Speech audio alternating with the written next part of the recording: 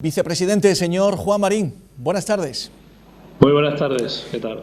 ¿Qué motivos nos debe hacer pensar que estemos preparados para reabrir nuestras costas 2 semanas antes de lo previsto?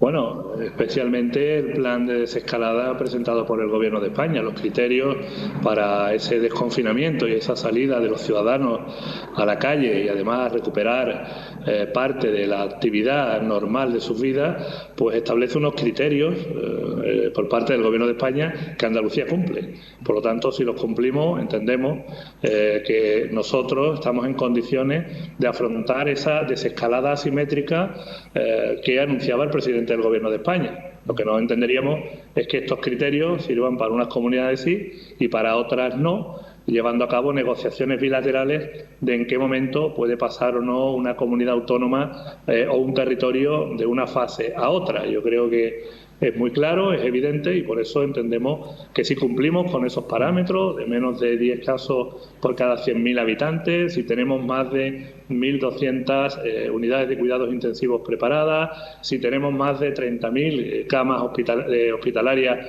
dispuestas y si tenemos un índice como el que tenemos en este momento de contagio en Andalucía, pues estamos cumpliendo con esos parámetros y por lo tanto creemos que es razonable que igual que se deja pasear a la gente por la calle, igual que hay muchísima gente en las playas en función de si un ayuntamiento autoriza o no autoriza los paseos por la playa, pues en las condiciones que exija el Gobierno de España, si finalmente nos trasladan ese protocolo de los 19 que parece que llevan más de un mes elaborando, pero que no ha dado a conocer todavía ninguna comunidad autónoma, si nos establecen unos protocolos y nosotros cumplimos con esas medidas y además le exigimos a las personas que vayan a disfrutar de estos espacios también de que cumplan con las mismas, pues yo creo que eso se supone que debe ser esa normalidad de nuestra vida que recuperemos en el corto plazo.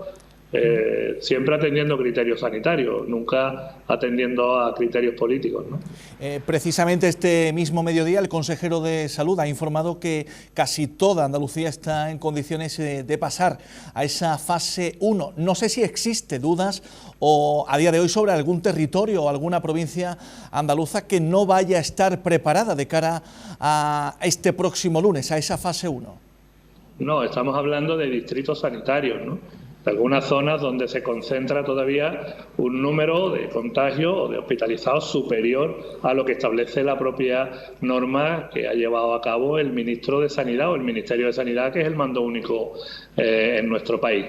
En base a eso, pues hoy Andalucía está en esas condiciones de poder afrontar esos cambios y de volver a los sectores productivos, a ponerlos en marcha y también de actividades de ocio o en este caso también de muchas otras actividades de ámbito cultural que realmente poco a poco pues nos permita volver a lo que hasta ahora pues veníamos haciendo.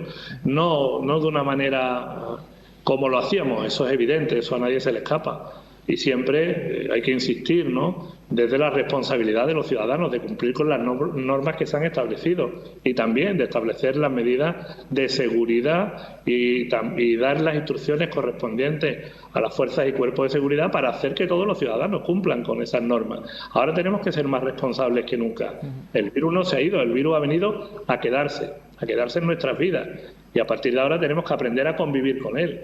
Y si, como les decía anteriormente, hay unas normas, un criterio que ponen en marcha desde el Gobierno central, que nos trasladan al conjunto de las comunidades autónomas, como así lo hizo por acuerdo del Consejo de Ministros, del señor Sánchez, después de pedirnos unos planes que no han servido absolutamente para nada, porque, como ya hemos visto, no los ha tenido en cuenta ni los nuestros ni los de ninguna otra comunidad autónoma, pero ese es su criterio, pues en base a sus criterios nosotros pues creemos que estamos en condiciones de cumplir con todas esas normas y por lo tanto pedimos que se nos permita hacerlo, nada más. Mañana miércoles, precisamente lo hemos contado al inicio de este informativo, será determinante esa cita en el Congreso de los Diputados de cara a la prórroga del estado de alarma. Ayer mismo usted informaba que la Junta estaría preparada para tomar el mando sobre la comunidad en el caso de ser necesario. Pero le debo preguntar hoy, en su condición como representante de Ciudadanos aquí en Andalucía, no sé si va a contar finalmente el gobierno de Pedro Sánchez con el apoyo de su formación. Bueno, esa es una decisión que toma mi formación política y el grupo parlamentario en el Congreso de los Diputados. Yo soy el vicepresidente de la Junta de Andalucía y tengo mis responsabilidades aquí. Lo que sí está claro es que Andalucía tenía que estar preparada. ¿Qué íbamos a esperar al 9 de mayo para ponernos a trabajar, como ha venido haciendo el Gobierno de España? No, nosotros siempre hemos sido previsores y teníamos un plan preparado ya para poder recuperar, en este caso, nuestras competencias si el Gobierno de España no conseguía o no consigue los apoyos suficientes para una prórroga del estado de alarma hasta el 26 de mayo, pues lo teníamos establecido y, lógicamente, estamos en condiciones hoy, 5 días antes de que termine el estado de alarma decretado hasta el momento, estamos en condiciones de poder asumir las responsabilidades que son competencia de las comunidades autónomas. Esto debería ser lo normal en todo el territorio nacional y eso es lo que hemos hecho. Pero, insisto, lo que mañana se pueda decidir en el Congreso de los Diputados le compete al Gobierno de España y a los grupos parlamentarios.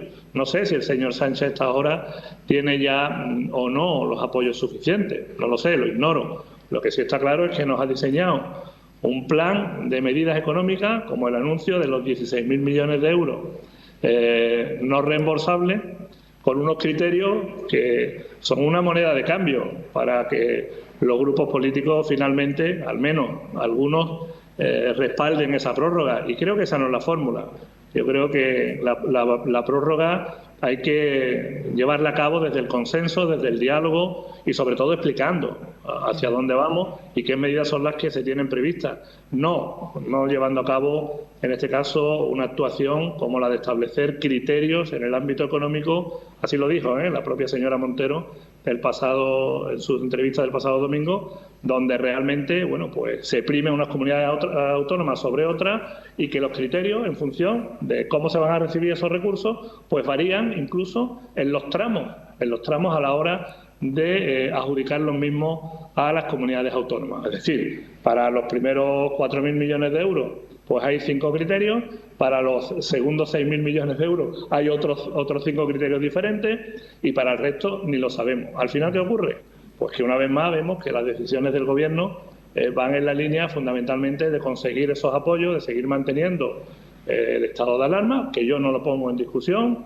Si tiene que seguir, que siga. Entiendo que a lo mejor hasta el 26 de mayo pues podría ser razonable, pero más allá creo que realmente no tendría mucho sentido si los datos son los que son hasta el momento y además con las competencias que las comunidades autónomas tenemos en cualquier momento de poder actuar ante cualquier rebrote de la pandemia. Le hago una última cuestión. Ayer mismo usted reclamó una rebaja del IVA turístico del 10 al 4%. ¿Cómo beneficiaría ese descenso impositivo a la generación de puestos de trabajo en un sector clave para Andalucía y sobre todo en un día complicado en cifras de desempleo? Bueno, yo creo que es una medida demandada por todos los sectores. Hoy mismo lo están respaldando todas las organizaciones empresariales de todo el sector turístico, no a nivel andaluz, a nivel nacional. ¿Por qué? Porque, mire usted, es muy razonable. En un momento en el que el sector turístico, que genera más del 14% de nuestro Producto Interior Bruto, más de 450.000 empleos, está en la situación que está, provocada en este caso por una crisis sanitaria, pues hay que poner en marcha medidas que incentiven, entre otras cosas, el consumo. Y para que incentive el consumo, las cosas tienen que ser también un poco más baratas, porque el bolsillo de los andaluces no va a estar en la misma circunstancia de que si esto hubiera sido un año normal, con los índices de crecimiento que llevábamos hasta ahora. Y esa reducción del 10% al 4% del IVA no se lo estamos pidiendo al Gobierno de España. Tengo que recordar que eso repercute en los ingresos de la comunidad autónoma, porque el IVA y el IRPF son dos de los principales ingresos que tiene la comunidad autónoma de las transferencias que le hace el Gobierno de España, porque previamente nosotros le hemos enviado esos recursos. Es decir, que estamos coparticipando de esa reducción del IVA.